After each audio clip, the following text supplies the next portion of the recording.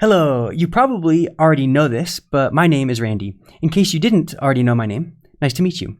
Let's learn about how to find inverses of rational functions.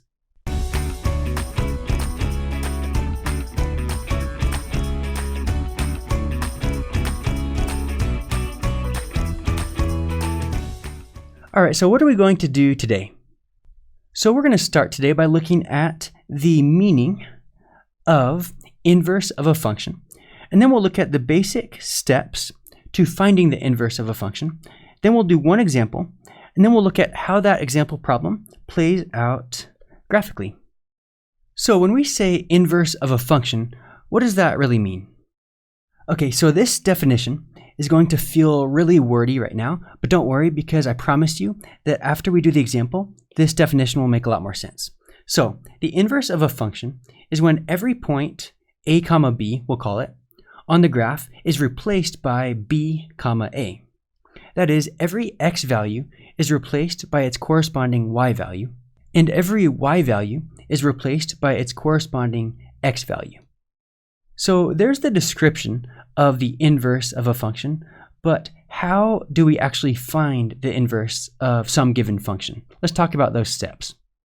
So much like the definition, these steps will probably feel a bit abstract right now, but don't worry because after we do an example, these will make a lot more sense. So you'll be given some function. It could be f of x equals something, g of x equals something, or k of x equals something, etc. And the first step will be to replace that f of x, g of x, k of x, etc. with y.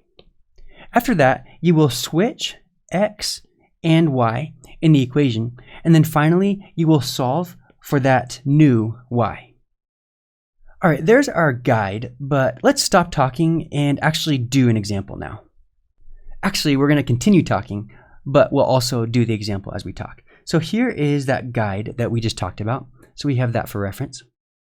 And we need to find the inverse of this function, which is g of x equals negative 2x plus 2 over x plus 7. So this is a rational function, as we can see from this fraction that has a variable in the denominator.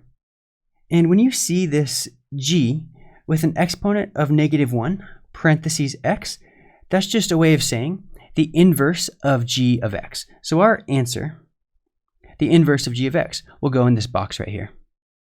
So first things first, we need to replace in this case, g of x with y. So let's do that. All right, so up until now, nothing on the right side has changed. All we did is replace this g of x with y. Now let's see what is next. Now we need to switch x and y in the equation. So that means that this right here will become x, and this x and this x will both become y. All right, so there it is. Now we have x is equal to negative 2y plus 2 over y plus 7.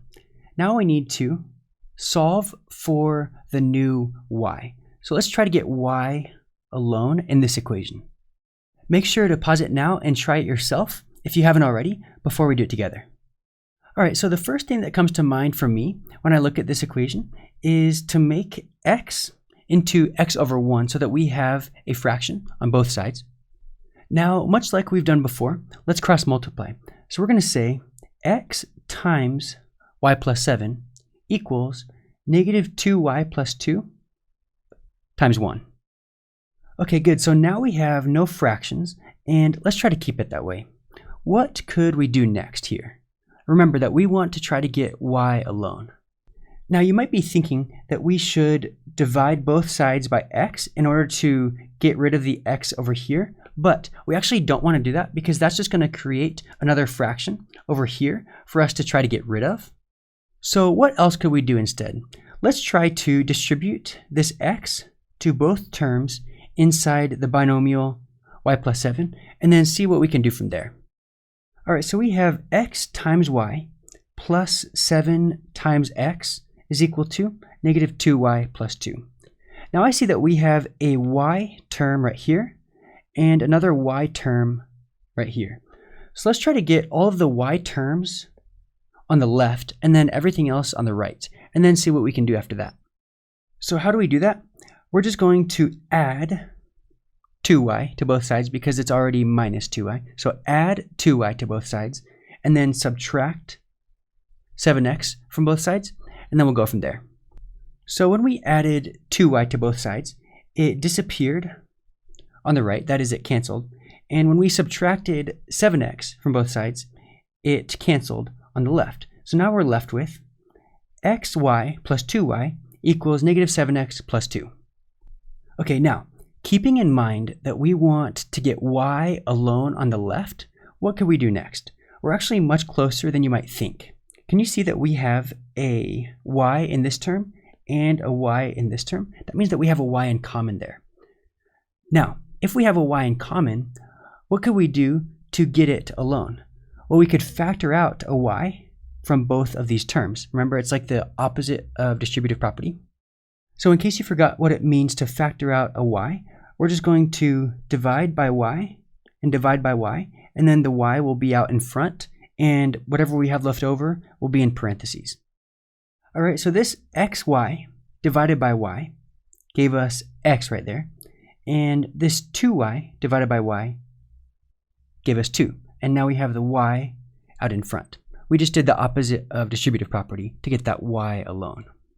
Okay, now finally, what can we do to get y alone? We can just divide both sides by x plus 2, and then y will be alone on the left.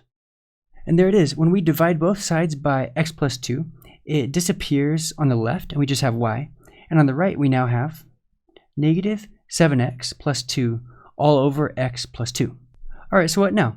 This y corresponds to the inverse of g of x, and everything that we have here on the right is the inverse of g of x. So that would go on the right side of the equation. So what is the inverse of g of x? Well, the inverse of g of x is negative 7x plus 2 over x plus 2.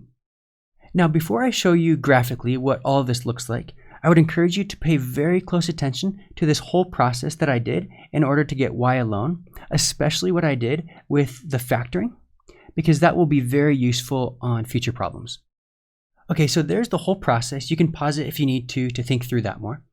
And now I'm going to show you what all of this looks like graphically. So here's the graph of g of x that we are given, and here's the graph of the inverse of g of x. Let's make some quick observations about these graphs. So first observation, let's look at this point 1, 0. Where did it go when we took the inverse? Well, we can see that this x value became the y value, and this y value became the x value right over here. So now it is 0, 1. And if you use that same logic for any point on this graph, it'll give you a corresponding point on the inverse graph. So in a nutshell, what did we learn today? What I want you to really walk away with after this lesson is, first of all, to replace the f of x, g of x, k of x, etc. with y, and then to replace x with y and y with x, and then finally to solve for the new y. And that is essentially how you find the inverse of a function. That's everything. See you next time. Hey.